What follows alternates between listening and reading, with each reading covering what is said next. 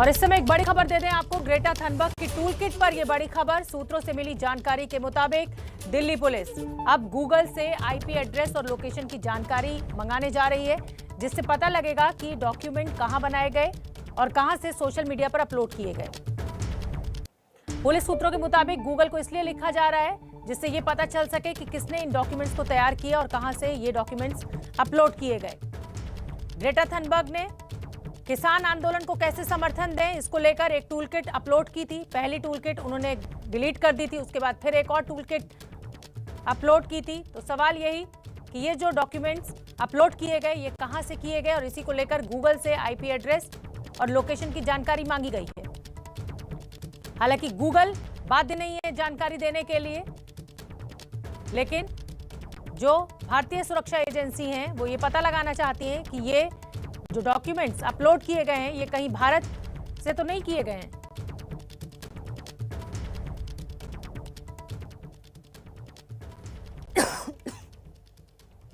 तो बड़ी खबर इस समय की हम आपको बता दें, सूत्रों के मुताबिक दिल्ली पुलिस गूगल को लिखकर यह जानकारी मांगेगी कि ग्रेटा थनबर्ग ने जो डॉक्यूमेंट्स अपलोड किए हैं वो डॉक्यूमेंट्स कहां से अपलोड किए गए हैं, उन कंप्यूटर का आईपी एड्रेस, सारे डिटेल्स मांगे जाएंगे गूगल से। लोकेशन की जानकारी भी मांगी जाएगी पुलिस के द्वारा, सुरक्षा एजेंसियों के द्वारा। कल दिल्ली पुलिस ने एक एफआईआर भी दर्ज की थी। जिस तरीके से ग्रेटा थनबर्ग ने 7 तरीके बताए कि किसान आंदोलन को कैसे समर्थन दिया जा सकता है, और जब आप फोटोग्राफ्स पर जाकर क्लिक करते हैं तो पोएटिक जंक्शन फाउंडेशन खुलता है और उसके बाद वो वेबसाइट आगे चलती है। मनोज वर्मा ज्यादा जानकारी लिए हुए जुड़ रहे हैं। मनोज, इस खबर पर मैं अपडेट चाहूंगी आपसे, और क्या गूगल बाध्य है ये जानकारी देने के लिए, ये भी समझना चाहेंगे हमारे दर्शक।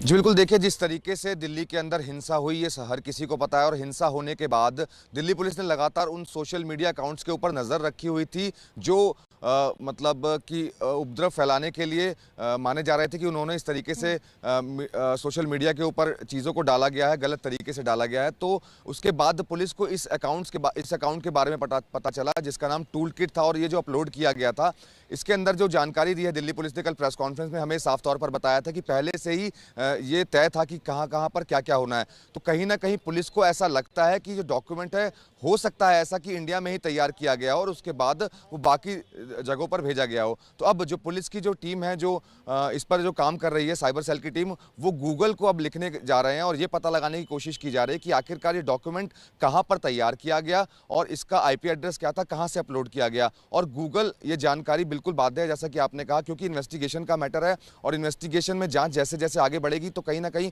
और लोगों की मुश्किलें भी इसमें बढ़ने वाली हैं।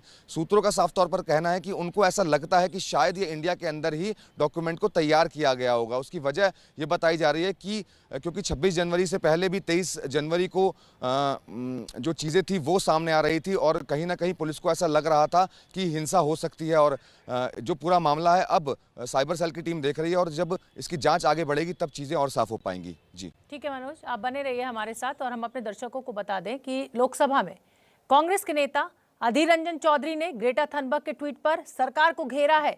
अधीर रंजन के मुताबिक ग्रेटा के ट्वीट के बाद सरकार डर गई और उसने देश के बड़े बड़े लोगों को ट्वीट करने पर लगा दिया। खास तौर पर अधीर रंजन ने सचिन तेंदुलकर को आड़े हाथों लिया है। अधीर रंजन का कहना है कि जब दिल्ली में दंगे हुए तो ट्वीट क्यों नहीं किया, सच को सच और गलत को गलत कहिए। हमारे साथ हैं अधीर रंजन चौधरी जी, जिन्होंने अभी एक बड़ा दिलचस्प ट्वीट किया है ग्रेटा को लेकर के। दादा, आप कह रहे हैं कि कुछ समय पहले अब की बार ट्रंप सरकार का नारा दिया गया था, अब लोग एक ट्वीट पर ग्रेटा के चिंतित हो रहे हैं, क्या कहना चाहते हैं? जरूर, हम इतना डरने की बजाय मुझे पता नहीं, ग्रेटा एक बच्ची लड़की है, सारे दुनिया में अपना एनवायरनमेंट के लिए, प्रदूषण के खिलाफ वो लड़ते हैं। अगर वो कल कहे कि दिल्ली में प्रदूषण बढ़ना शुरू हो गए, वो अगर कहे कि परौली के चलते दिल्ली में ज़्यादा प्रदूषण होने का संभावना है, तो उनको क्या हम देश विरोधी बना देंगे? सच्ची बात बताना तो देश विरोधी नहीं होते हैं। और इतने सारे देशभक्त कब से ये क्रिकेटर लोग अपने को जाहिर किया मुझे पता नहीं, क्योंकि ये हमें आज दुनिया में एक गांव में हम रहते हैं। दुनिया में कोई कोने में अगर कुछ हो तो इसका चर्चा सारे दुनिया में होते हैं। ये कोई मध्ययुगीन दुनिया नहीं है, ये डिजिटल दुनिया है।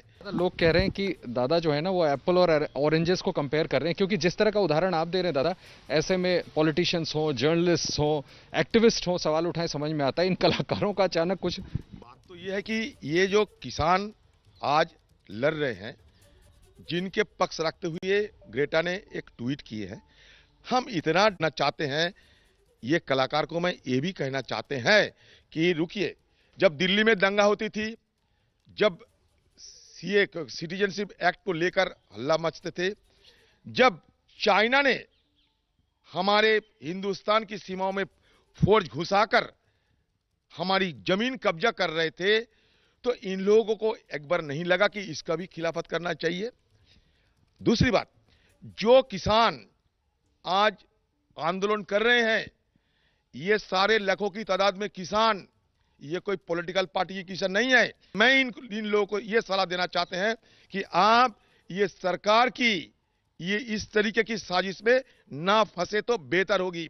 आप खुली आंखों में सब कुछ देखो, आईने के सामने खड़ा होकर अपने को पूछो कि हिंदुस्तान में बहुत सारे घटना घटती है, ये सारे घटना में आप क्यों चुप्पी साधी रहते हो, क्यों चुप्पी साधी रहते हो?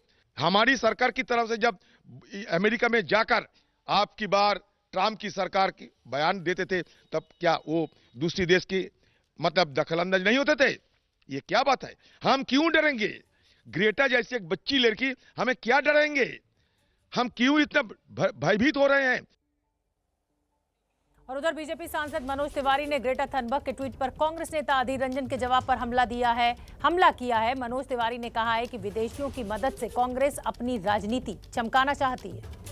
सर, अधीर रंजन चौधरी ने भी एक ट्वीट किया है और उन्होंने कहा है कि हमारे कुछ राष्ट्रवादी नेता जब अमेरिका जाते हैं या बाहर जाते हैं तो कहते हैं अब की बार ट्रंप सरकार। तो फिर ये तो एक ग्लोबल विलेज है, और रिहाना और ग्रेटा थुनबर्ग का फिर विरोध किस बात का? आंदोलन अगर आलोचना कोई कर रहा है तो उससे डरना किस बात का? हम यही तो कह रहे हैं कि रिहाना को अगर साहस हो तो अब की बार कांग्रेस सरकार भारत में बोल दे, अब की बात राहुल सरकार बोल दे। ग्रेटा को अगर साहस हो तो यही बात खुल के बोल दो। हमको तो पता ही है ये सब मिले हुए हैं आपस में, मुद्दा तो यही है ना। पर आप छुप छुप के क्यों कर रहे हो? आप किसानों के नाम पे क्यों कर रहे हो? आप हमारे कानून पे कैसे उठा सकते हो सवाल? आप देश के अंदरूनी मामले में आवाज नहीं उठा कि कोई हमको दूसरा देश नहीं बोल सकता। आप जो जहां इशारा कर रहे हैं ना, हम किसी के साथ गए, उसने हमें बुलाया, उसने हमारे लिए सभा किया, हमारे नेता के लिए, हमारे नेता ने उसके लिए बोला, और हमारे नेता ने थोड़ी बोला, उसने बोला। जो वहां के नेता लड़ रहे थे वो बोल रहे थे। याद रखिए, कभी हमारे नेता ने नहीं कहा, उनके नेता ने कहा आपके बाद ट्रंप सरकार। अगर साहस हो रिहाना को और ग्रेटा को तो कह दे कि आपकी बार राहुल सरकार। केवल राजनीति हो रही, ये सिर्फ और सिर्फ राजनीति। और कांग्रेस जो विदेशी लोगों से सहयोग लेकर के हमारे देश के कानून पे सवाल उठा रही है, प्रेशर बनाने, तो ये बहुत ही आपत्तिजनक है। और मुझे पता है कि अधीर रंजन चौधरी को भी पता है, वो भी जो बोल रहे हो किसके दबाव में, किसकी डांट में बोल रहे हैं, ये भी अब किसी छुपा नहीं है।